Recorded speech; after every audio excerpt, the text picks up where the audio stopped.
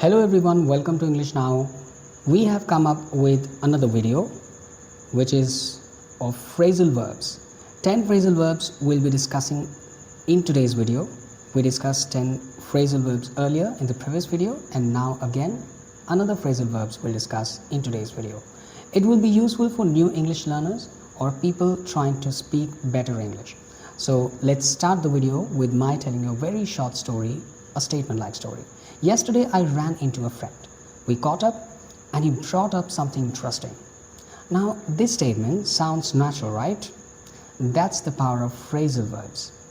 So you will learn these phrasal verbs today, and how to use them easily, you learn that also.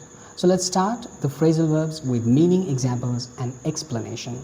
First phrasal verb of ours is break down, which means to stop functioning or to lose emotional control in a person's case. So when something breaks down, it either stops working in the case of a machine, or in the case of a person loses emotional strength. So when the person loses emotional strength, we say to break down. The person broke down. For example, my car broke down on the way to work, means my car stopped working. Or he broke down after hearing the bad news, means he's lost his emotional control after hearing the very bad news. Now the next phrasal verb is bring up, which means to mention a topic when we introduce a topic, or to raise a child. This is one phrasal verb, two very common uses, and this is very great for you. Bring up, to mention a topic or to raise a child. Let's talk about the examples of this. Bring up.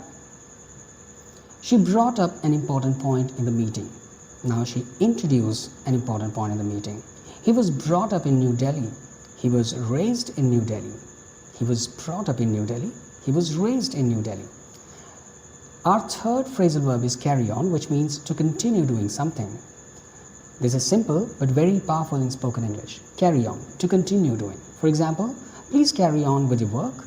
Please continue your work. Despite the noise, she carried on studying. Despite the noise, she continued her studying. Next phrasal verb is come across, which means to find something by chance, or to seem in a certain way. Come across, to seem in a certain way. This one helps you sound natural instantly. For example, he came across an old photo yesterday, means he found an old photo yesterday. He comes across as very confident. He seems very confident. Next phrasal verb is figure out, which means to understand or solve something. Solve something or to understand. For example, I can't figure out this problem. I can't understand this problem. She finally figured out the answer. She finally got the answer. She finally understood the answer. Figure out. Next phrasal verb is get along with, means to have a good relationship. Get along with, to have a good relationship with. Very useful in daily life and social topics. For example, I get along well with my neighbors. I have a good amicable relationship with my neighbors. Get along with, to have a good relationship, to have a good equation. Do you get along with your colleagues?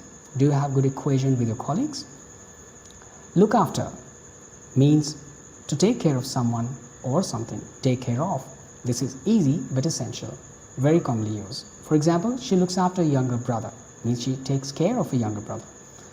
Can you look after my bag for a minute? Means can you take care of my bag? Next phrasal verb is run, to meet someone unexpectedly. Run into. I ran into an old friend yesterday, means I met an old friend yesterday unexpectedly. Guess who I ran into at the market? Guess whom I met at the market. Next phrasal verb is turn down, means to reject or reduce volume. Dual meaning makes it interesting. To reject or to reduce volume. Turn down, to reject or to reduce the volume in case of TV or any kind of musical instrument. He turned down the job offer, means he rejected the job offer. And please turn down the music. Please lower the music. And the last phrasal verb is work out, means to exercise or to find a solution. To exercise or to find a solution. work out. Let's talk about the examples. I work out every morning means I do the exercise every morning. Don't worry, everything will work out. Don't worry, everything will work. You'll find a solution of the same. Alright, these were the 10 phrasal verbs that are used in daily life. You can watch the video a couple of times more so that you're able to familiar with the words and how to use them in real life.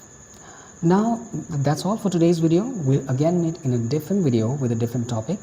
If you like the video, you can share your thoughts in the comment box. What else you want to watch, you can share that as well. Until then, take care and thank you for watching.